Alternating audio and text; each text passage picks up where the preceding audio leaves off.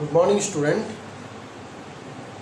आज हम 8th class में सेकंड चैप्टर धर्मनिरपेक्षता के महत्वपूर्ण बिंदुओं के बारे में आज चर्चा करते हैं।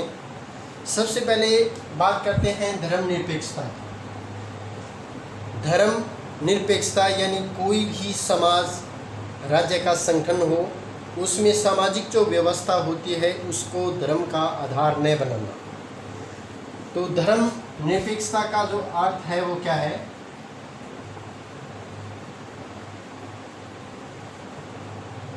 समाज के संगठन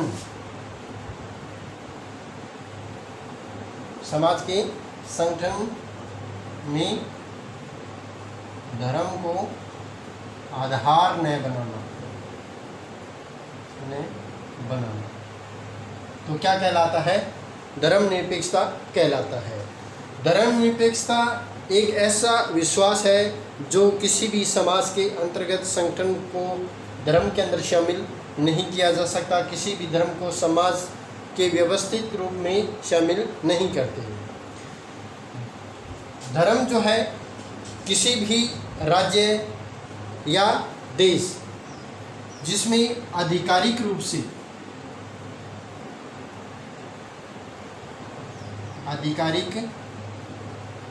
से कोई भी राज्य एक धर्म को राजधर्म की तरह प्रयोग नहीं करता या उसको प्रोत्साहित नहीं करता।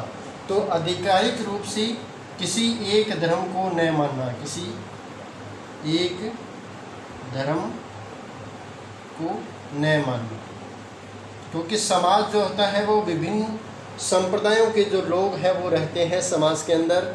तो सामाजिक व्यवस्था को सही ढंग से चलाने, किसी भी लोकतांत्रिक देश के अंदर सभी समाज के सभी वर्गों का बराबर का हक देने के लिए किसी एक धर्म को विशेष रूप से या राजनीतिक रूप से प्रोत्साहित नहीं किया जा सकता। आधिकारिक रूप से कोई भी जो धर्म है वो राज्य के अंदर लागू नहीं होता। सभी जो लोग अपने अपने धर्म का अनुसरण करते हैं, उसका पालन करते हैं, अपनी संस्कृति को अपनाते हैं, इसके साथ साथ अपने धर्म के अनुसार वो आचरण करते हैं, पूजा अर्चना करते हैं। तो किसी भी व्यक्ति को किसी भी राष्ट्र के अंदर एक धर्म या अपना स्वयं का जो धर्म है अपनाने की वो छूट होती है। कोई भी राज्य राजधर्म को प्रोत्साहित नहीं करता। अब भारत धर्मनिरपेक्षता की जहाँ पे बात आती है तो भारत जैसे विशाल देश के अंदर भारत को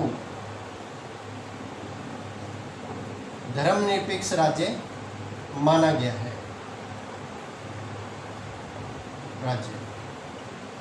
भारत को क्या है? धर्मनिरपेक्ष राज्य माना गया है। क्यों माना गया है? क्योंकि भारत के अंदर बहुत से संप्रदाय के जो लोग रहते हैं, किसी एक धर्म को मान्यता प्राप्त नहीं है, सभी धर्म को अपनी संप्रदाय के अनुसार आचरण करने की अनुमति प्राप्त है। कोई भी व्यक्ति अपनी इच्छा से किसी भी धर्म का पालन कर सकता है। यह किसी खास धर्म के प्रति जो पक्षधर नहीं है, इसलिए भारत को धर्मनिरपेक्ष का राज्य कहा जाता है और न किसी धर्म के विरुद्ध भेदभाव की जो नीति है वो अपनाता है। भारत किसी भी धर्म को प्रोत्साहित नहीं करता और न ही किसी के प्रति भेदभाव की नीति का अनुसरण नहीं करता। इसलिए भारत क्या है? एक धर्मनिरपेक्ष राज्य कहलाता है। किसी देश के लोकतांत्रिक रूप से लोकतंत्र को मजबूत करने में धर्मनिरपेक्षता की भूमिका जो होती है वो सबसे महत्वपूर्ण होती है। लोकतांत्रिक तरीके से काम करने के लिए धर्मनिरपेक्षता जो है बहुत महत्वपूर्ण है। एक लोकतांत्रिक देश का धर्मनिरपेक्ष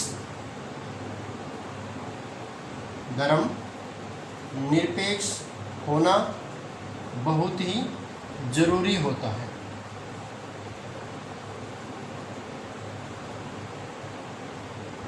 क्यों अनिवार्य है? क्योंकि लोगों की धार्मिक जो स्वतंत्रता है और उन्हें अन्य राज्य के धर्म को भी अपनाने की जो है रक्षा करनी होती है, और एक साथ कई लोग धार्मिक शिक्षाओं की व्याख्या करने की स्वतंत्रता बनाए रखने के लिए लोकतंत्र के अंदर धर्मनिरपेक्षता का होना जरूरी है। क्यों जरूरी है? किसी को अपनी इच्छा से धर्म अपनाने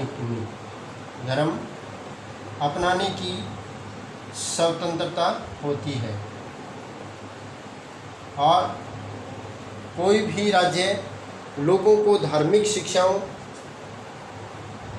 अपनी धार्मिक जो है शिक्षाएं, उसके अंदर क्या होती है?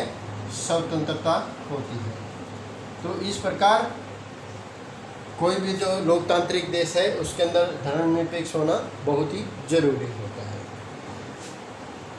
यहाँ तक प्रभुत्वशाली जो समाज होता है या समूह है, जैसे भारत में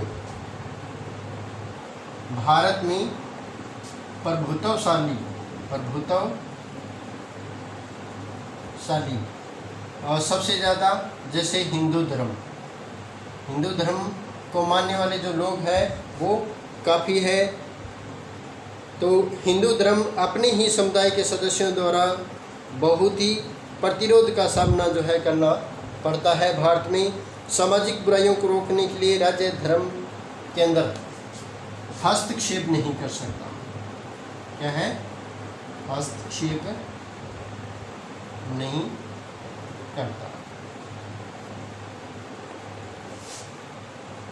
तो क्योंकि भारत जैसे लोकतांत्रिक देश के अंदर सभी धर्मों को समान दर्जा दिया गया है, अपनी इच्छा से स्वतंत्र होते हैं। प्रत्येक व्यक्ति धर्म को अपनाने की उसको स्वतंत्रता होती है। इसलिए राजनीतिक जो क्षेत्र होता है उसके अंदर किसी भी धर्म को प्रोत्साहित करने में या उसका विरोध करने में, किसी भी प्रकार के धार्मिक व्यवस्था के अंदर सरकार का कोई भी हस्तक्षेप नहीं होता।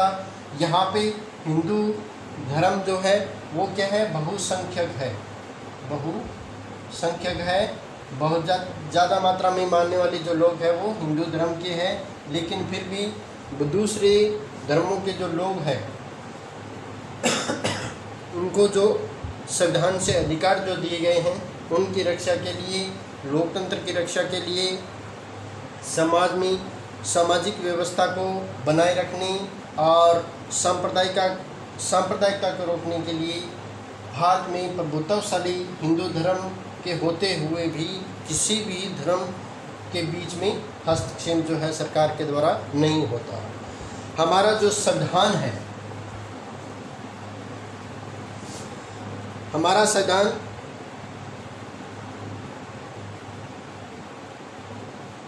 धर्मनिरपेक्षता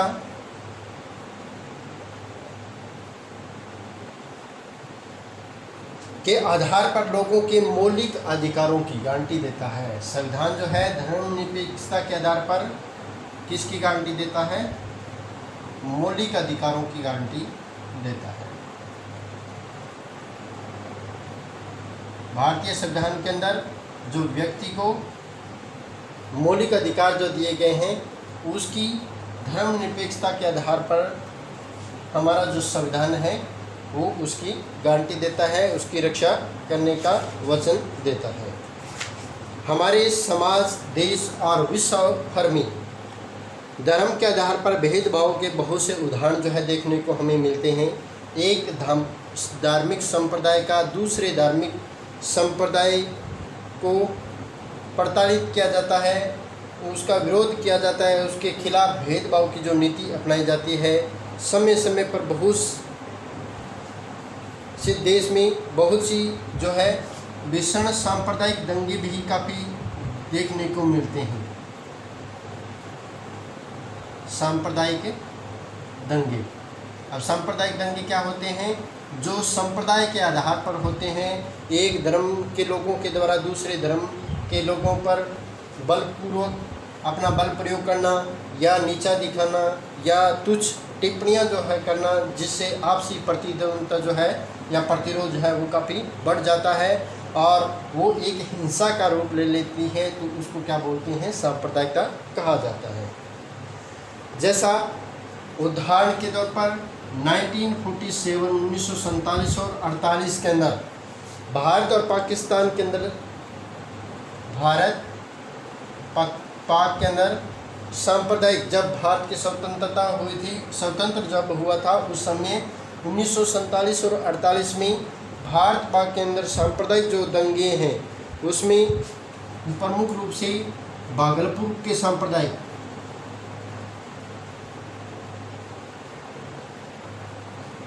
भागलपुर के दंगों का जो रूप है 1990 के अंदर जो देखने को मिला था, और सन 2000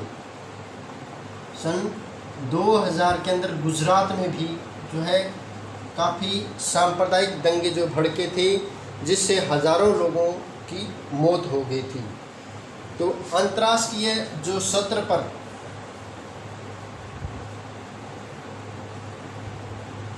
अंतर्राष्ट्रीय स्तर पर जर्मनी का जब हम उदाहरण लेते हैं, अंतर्राष्ट्रीय स्तर पर जर्मनी का जब हम उदाहरण लेते हैं, तो यहाँ का जो प्रमुख नेता था कौन था, हिटलर। हिटलर जो एक तानाशाह था, शासक था जर्मनी का। हिटलर ने जर्मनी के अंदर यहूदियों पर, यहूदी जो संप्रदाय के जो लोग थे उन्हें काफ़ी परेशान किया था या दंडित किया गया था और उनकी हत्या कर दी गई थी। कई लाखों लोग जो है यहूदियों को मारा गया था। और आज भी उसी प्रकार सऊदी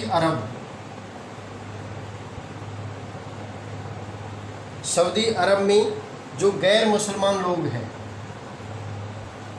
गैर मुसलमान जो लोग हैं, उनके साथ धर्म के आधार पर काफ़ी भेदभाव किया जाता है। गैर मुसलमानों को वहाँ के जो मंदिर हैं, गुरुद्वारे और चर्च, जो ईसाइयों का प्रमुख धार्मिक स्थल होता है, गुरुद्वारा जैसे सिखों का मंदिर जैसे हिंदुओं का है, तो इसी प्रकार सऊदी अरब में जो गैर मुसलमान लोग हैं, जो मुख्य रूप से मूल रूप से मुसलमान नहीं हैं, वहाँ मंदिर, गुरुद्वारे और चर्च बनाने से वहाँ पे मनाही होती है या उन पर प्रतिबंध लगा दिया गया है या लगाया जाता है। सऊदी अरब के अंदर आज भी ऐसी व्यवस्था है जहाँ धर्म के आधार पर भेदभाव होता है। यहाँ तक कि गैर मुस्लिम सार्वजनिक स्थलों पर प्रार्थना भी नहीं कर सकते। अब प्रार्थना भी करने से वहाँ पे मनाही है। तो लेकिन भेदभाव किसी भी देश के लिए अच्छा नहीं है। आप जैसे मान लीजिए एक नए स्थान पर उच्च शिक्षा के लिए गए हैं और आपको कोई भी किराए पर रहने के लिए वहाँ पे मकान नहीं देता, इसलिए क्योंकि आप किसी दूसरे धर्म से संबंधित हो, तो आपको जो है वहाँ की व्यवस्था के बारे में पता चलेगा और वहाँ की व्यवस्था को आप जो है सही नहीं मानेंगे। तो इस प्रकार बहुत से ऐसे समुदाय हैं जहाँ पे अल्पसंख्यक और बहुसंख्यक के आधार पर भी काफ़ी मतभेद पैदा होते हैं। जिन देशों के अंदर बहुसंख्यक जैसे सऊदी अरब है, वहाँ पे मुस्लिम संप्रदाय के जो लोग हैं वो ज़्यादा रहते हैं, हिंदू जो है भारत के अंदर ज़्यादा है। तो इसी प्रकार प्रत्येक देश के अंदर हर धर्म के अंदर प्रतिशत जो होती है वो अलग अलग होती है। वहाँ के मूल जो निवासी होते हैं रहने वाले, वो धार्मिक जो संख्या है उसमें उनकी बहुसंख्यक होती है, ज़्यादा होती है। दूसरे संप्रदाय के जो लोग जिनकी संख्या थोड़ी होती है वो क्या है, अल्पसंख्यक में आते हैं। लेकिन बहुसंख्यक के साथ जैसा व्यवहार किया जाता है वैसा अल्पसंख्यक के साथ नहीं होता। तो इस प्रकार की प्रक्रिया जो होती है वो किसी भी प्रकार की नकारात्मक जो सोच होती है उसको प्रकट करती है। इसके ठीक विपरीत हम धार्मिक व्यवहार और विश्वास के आधार पर किसी भी खिलाफ जो है भेदभाव नहीं करना चाहिए। यही जो है धर्मनिरपेक्षता का जो है मूल तत्व कहलाता है। मूल तत्व जो है वो धर्मनिरपेक्षता का है, वही ये है कि किसी के साथ किसी भी प्रकार का भेदभाव न किया जाए। इसके बाद में हम धर्मनिरपेक्षता की जो आवश्यकता है उसकी चर्चा हम करेंगे। Thank you.